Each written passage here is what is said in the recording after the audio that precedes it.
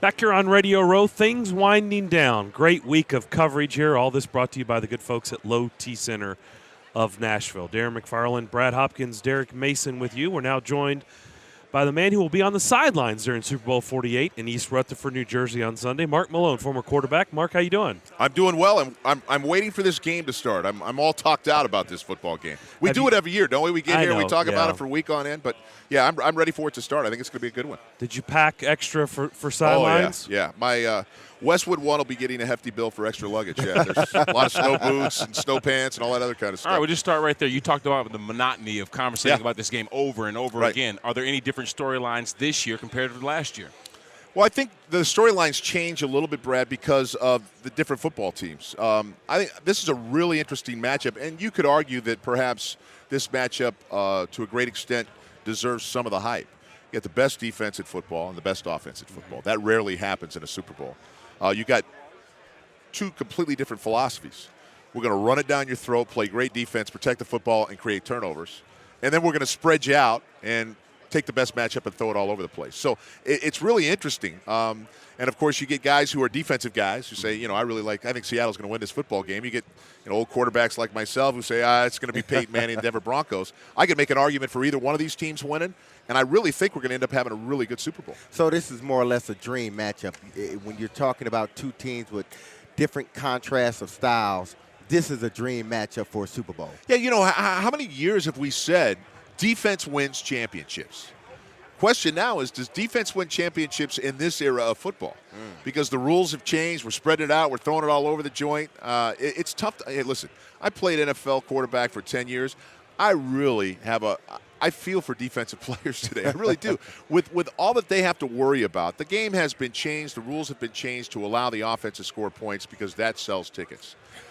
So we're going to find out if defenses still win championships. I really like what Pete Carroll has done in Seattle, along with the general manager, John Schneider, and the kind of football players they have assembled.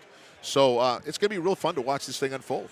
Well, Mark, I would say you're right. We've always said the notion, defense wins. So do you think maybe this particular, because weather is an issue. I mean, usually we're never talking about the weather. We're never talking about conditions or wind or anything playing a factor into this game. So does that favor the defense? Well, it could. Now, the forecast, and again, is lightening up. Yeah, I want to be a weather guy. They're never right. They get paid. But we're supposed to see the mid-40s now, which is, listen, we're talking about world-class, world-condition athletes and they're young guys. 40-degree, high 30s, that's not going to bother them a bit. It might be uncomfortable for the fans late in the football game. If there's anything that could affect the outcome of this game from a weather standpoint, it might be the wind in terms of the kickers or a guy like Peyton Manning who doesn't throw a tight spiral. That ball flutters, the wind gets to it, it affects the football. But for the most part, I think it's been overrated to a great extent. And I was secretly praying for horrible weather to convince the NFL that this was a horrible decision. Don't ever do it again. Let's go back to San Diego, Miami, Arizona, those kinds of places. A lot more fun to do those Super Bowls in those venues. Well, the good news is it's in Arizona. Absolutely, which is a home game for me next year, by the way. And I was thinking kind of along the lines of you. I was wishing that it's 5 and 6 inches of snow and the wind's blowing, so Goodell can say, and whoever thought about the idea of having a Super Bowl in New York was second thinkers. But kind of transitioning to the refs. Do you think the way that the game is being called in the postseason has benefit the Seattle Seahawks? Yeah, it's very interesting. It's something that we'll be keeping our eye on. I mean, Terry McAulay is going to be the head guy with an all-star crew, so these guys haven't worked a lot together. I would like to see them play football defensively. I don't mind some hand fighting. I don't mind the physicality of the game at that particular position. I mean, I play with a guy, Mel Blount, who they made the Chuck Rule for because you couldn't get off the line of scrimmage with Mel. I think that's part of the game. It's part of what Seattle does. If you just give everybody a free release, we might as well all put flags on and go out and play flag football. But it's going to be very interesting to see how McAulay and his crew call this. And I think depending on how they go this thing, it could certainly have some sort of outcome or base the outcome of the game based on how these guys call the game. We're talking with Mark Malone here on Radio Row, and parity seems to be a word that's synonymous with the NFL, how closely competitive these teams are. Now I'm going to take you back in time when you were a Steeler in the old AFC Central. Right. my former line mate, Mike Munchak, now is the Steelers offensive line coach. I never in a million years would have thought I'd see him donning the black and gold. But yet still, he's going to be up there working for the enemy, so to speak. Just talk about just kind of how guys bouncing around, and it's close in competition, but you got to find a job somewhere. Yeah, you really do. Mike's a great guy. Played against Mike and obviously Bruce Matthews and those great Oiler offensive lines. Yeah, I'm sure that he's probably gotten a lot of calls from a lot of people wanting to know why he crossed over to the dark side. But, listen, you do need a job.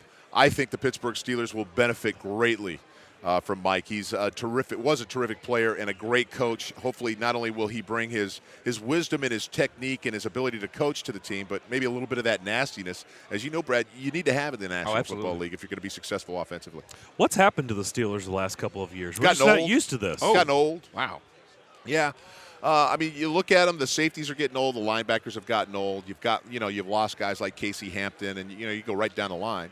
But they need to infuse those positions with new, younger players. That has been, by the way, I think for the most part, one of the things that organization has done well. It's been the next guy up. They found those tweeners, those defensive end linebacker guys in college that really don't fit one way or another, made an outside linebacker spot for them. But I just think they need to get younger. Mark, I can't ever remember Pittsburgh missing on a head coach hire. I mean, from Bill Cowher to They've Mike had Tomlin. 3 of them, Brad, since 1969. Uh-oh. I mean, I had Chuck Noll. They've hired him in 69, and after I left, they brought in Cowher, who won a Super Bowl. They've got Tomlin there. So 3 guys in 1969. Meanwhile, the Dallas Cowboys, they seem to hire coaches like every other year, don't they? Well, speaking of, the Titans just hired a new head coach. We just talked about Munchak leaving. You live out in Arizona. I don't know if you have a relationship with Ken Wisenhunt, but what do you think of that hire for the Titans? I like it. I know Ken because Ken was with the Pittsburgh Steelers organization as well and had a relationship in the development of Ben Roethlisberger. I think Ken did a terrific job in Arizona, bringing that franchise from, perennial doom to a Super Bowl. In fact, they should have won that Super Bowl if it weren't for the catch for Santonio Holmes. Yeah, they win that thing. But I think Ken brings an offensive perspective to a great extent. He brings a sense of discipline. Brad, you guys know, sometimes it's not that the guy's a bad coach. Sometimes the message just stops getting through. Guys need a different voice, a different plan. So I think Ken will do well there. I think it's a good hire for the Titans. I think it's a stable hire for the Titans. And given some of the hires that we've seen around the National Football League, a stable hire I think is a pretty good one these days. So do you think he'll be able to change around Jake Locker? I mean, he's been with Roethlisberger. Yeah. He's kind of sort of revitalized Phillip Rivers' career. Do you think he will be able to do the same thing with Jake Locker? Yeah, listen, I think he'll help Jake. I think Jake we've seen flashes. You got to, first of all, keep him healthy. Yeah. You got to put some weapons around him. They've got to find a way to get more out of Chris Johnson. Just haven't gotten enough out of him, in my opinion.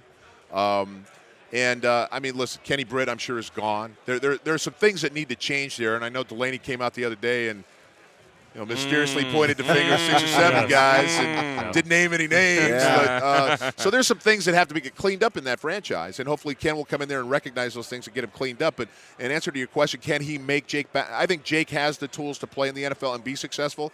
Some of that has to do with the guys around him a little bit, and we'll find out over the next couple of years. But I think it's a good thing for Jake Locker. Last thing, and I'm glad you brought that up. These guys understand it. You understand it. Are you surprised this Miami situation has reached the levels that it has? I mean, there's locker room politics. There's locker room dynamics that people have to play. The sheriff in the locker room. Right. So how did it get to this point with Incognito Well, and Martin? listen, I mean, these guys will tell you. The stuff that happened in that locker room has happened in every locker room for the last, I don't know how many decades, how long the NFL's been around. It's been happening. It's a culture within that sanctity of the locker room. I will say this. Jonathan Martin comes from a very affluent, educated background. And he was successful at Stanford. I mean, he wasn't playing in the SEC now. He was at Stanford. He got into a locker room situation that made him feel uncomfortable. One of us may or may not have felt uncomfortable in that situation if we were in Jonathan Martin's shoes. But I would probably venture to guess that either one of us would have either hit Richie Incognito in the mouth or got in a fight or said, that's going to stop, at which time it probably would have stopped. Jonathan chose to go in a different direction.